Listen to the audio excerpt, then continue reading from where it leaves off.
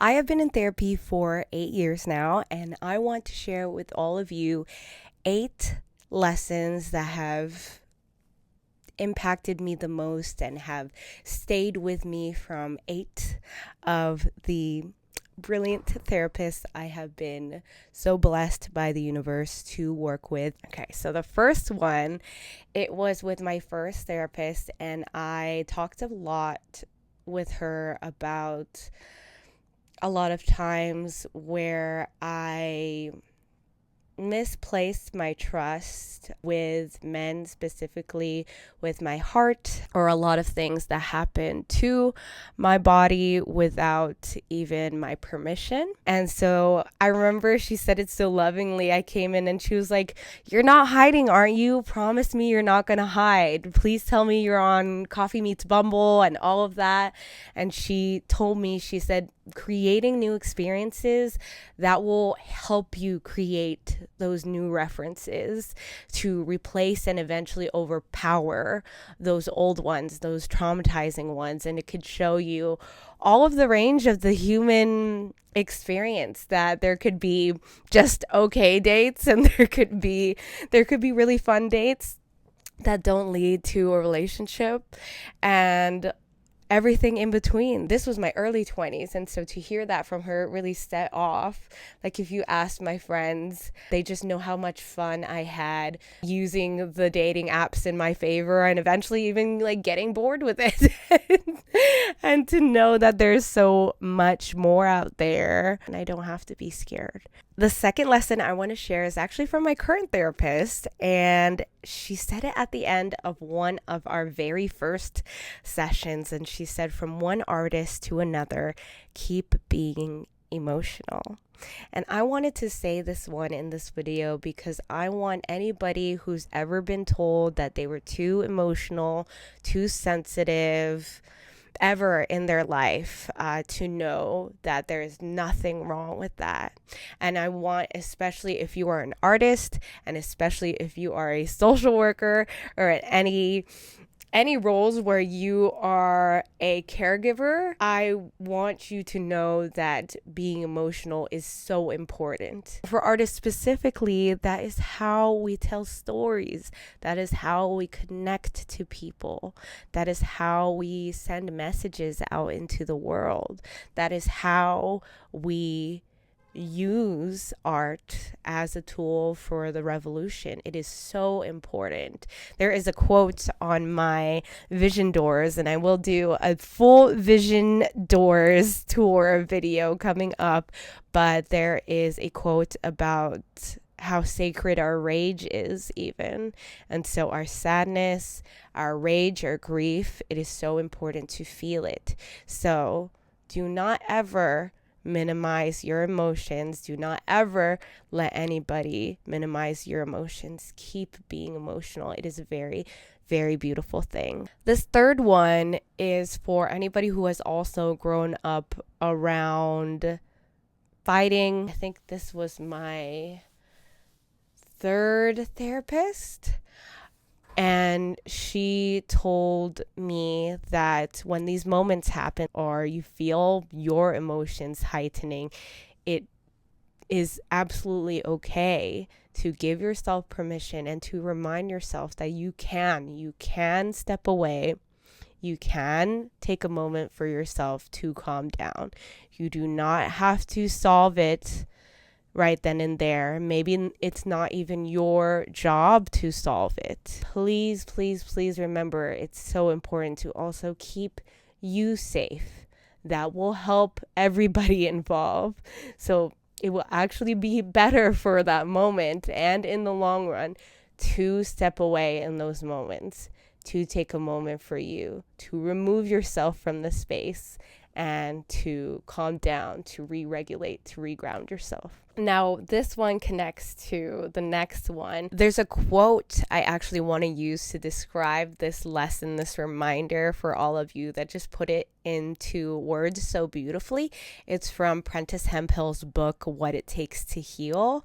And it was just a very good reminder, constant reminder for me that boundaries are for you. They're not for anyone else. So the quote says, boundaries are the distance at which I can love you and me simultaneously. So this is a reminder to do not ever feel guilty for setting those boundaries. And my current therapist actually does constantly remind me that setting those boundaries and the boundaries that I've created in my life now are actually a very loving thing to do for the people in my life. So your boundaries are a very loving thing to do for the people in your life too. The fifth lesson was something that my second to last therapist told me. So my one before this one, and she said it in her last session with me. She told me, you are the main character of your own life first before you are the supporting character in your family and friends' lives. This is a message I want to reach anybody who has spent most of their lives putting other people before themselves. Please remember that you are the main character of your own life, and you are also the writer and the editor, and you deserve for your story to be at the forefront, and you deserve your needs to be prioritized. This next one, hearing it from my therapist directly said to me, was really life-changing and what I needed. And so I hope I can say it directly to you too if you need to hear this. They said to me, your feelings for wanting to be acknowledged are valid.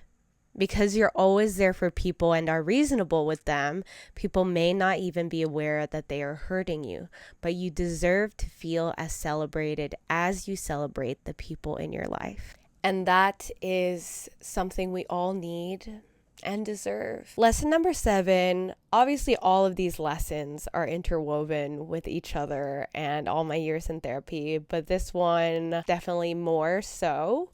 And it was a hard truth to come to realize and accept, but it was really explored with my 6th therapist.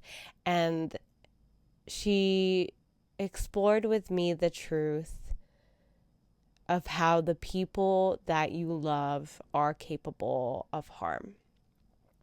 And it reminded me of something my first therapist said, was that the people you love can be energy vampires. And my current therapist consistently reminds me that the people we love have healing that we cannot do for them, healing that they can only and they have to do on their own. So if you are going through this realization with people you love in your life, just know that I see you, I hear you, and I am sending my heart out to you. This last and final lesson during this period of my life, we had a lot of talks of, dreams I have for myself. And in those talks about those dreams, I said, and I can say in this moment, that when I think about becoming a mother, my excitement to live and the image of my mom being a Lola also is something that definitely breathes life into me and gets me excited about life. And so I just wish for all of you, whatever that image is for you, I hope you have one.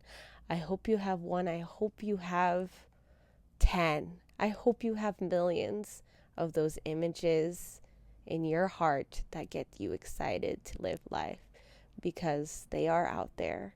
So I hope this video helps you take time to reflect on what those images are for you, what your boundaries are for you, And what are the ways you can pour love into yourself?